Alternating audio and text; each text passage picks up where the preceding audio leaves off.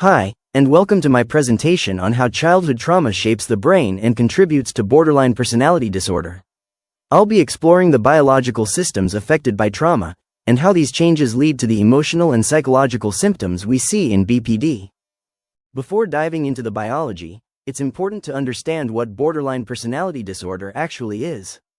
BPD is a mental health condition where a person experiences extremely strong emotions, rapid mood shifts, and difficulty regulating how they feel. Many people with BPD fear abandonment, have intense relationships, struggle with impulsivity, and may have a shifting sense of identity. In simple terms, emotions feel bigger, reactions happen faster, and it takes longer to calm down.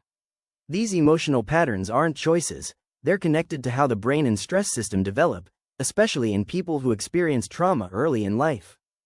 Up to 80% of people with borderline personality disorder report some form of childhood trauma.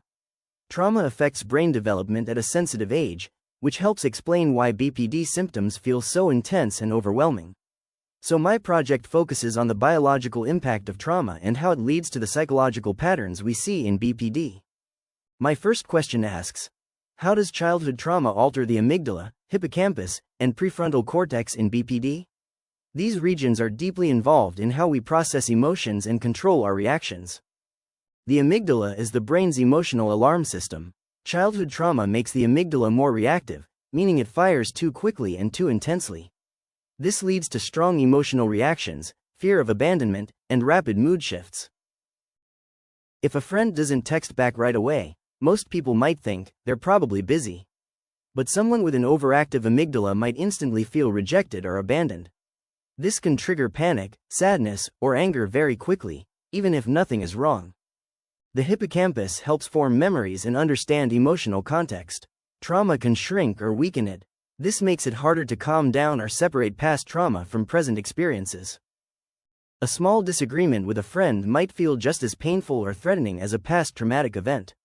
The brain mixes old fear with new situations, causing emotional flooding or confusion. The prefrontal cortex is the brain's control center. It helps with planning, decision-making, and emotional regulation.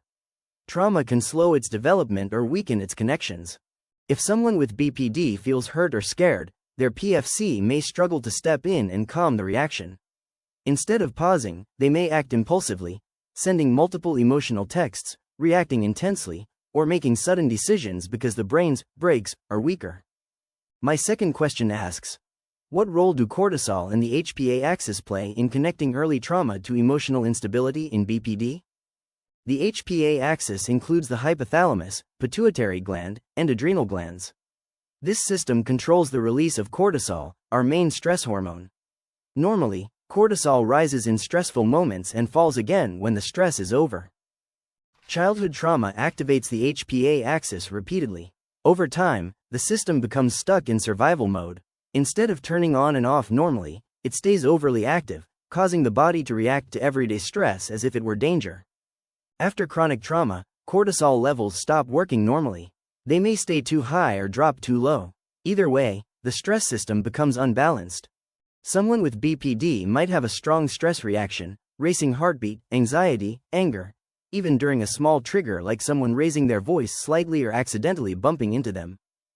Cortisol affects the same brain regions trauma impacts. It makes the amygdala even more reactive, the hippocampus weaker, and the prefrontal cortex less able to manage emotional responses. This explains why emotions in BPD feel fast, powerful, and hard to calm. My final question asks, how do trauma-related brain changes lead to the psychological symptoms of BPD? An overactive amygdala leads to emotional instability and fear of abandonment. A weakened hippocampus makes emotional memories confusing and overwhelming. A reduced prefrontal cortex contributes to impulsivity and trouble regulating emotions. Together, these changes create the intense relationships, identity struggles, and emotional reactivity seen in BPD. I want to include one real-life example, but it's important to explain it responsibly. Jeffrey Dahmer, the serial killer, was evaluated by multiple clinicians. Some noted he had traits of borderline personality disorder, but he also had severe additional conditions, including paraphilic disorders and psychotic features. It's essential to understand that people with BPD are not violent, and millions live healthy, caring, normal lives. Dahmer's behavior came from a unique, extreme combination of brain abnormalities and severe mental disturbances, far beyond what we see in typical BPD. His early emotional neglect may have contributed to dysfunction in the amygdala, hippocampus, and prefrontal cortex, but his crimes cannot be explained by BPD alone. Even though childhood trauma can shape the brain can heal. Many people with BPD go on to live stable, meaningful, and fulfilling lives. Therapies like DBT help people learn emotional skills, develop a stronger sense of identity, and build healthier relationships. People with BPD often have strengths like empathy, intuition, creativity, and emotional depth. With support and understanding, recovery and stability are absolutely possible.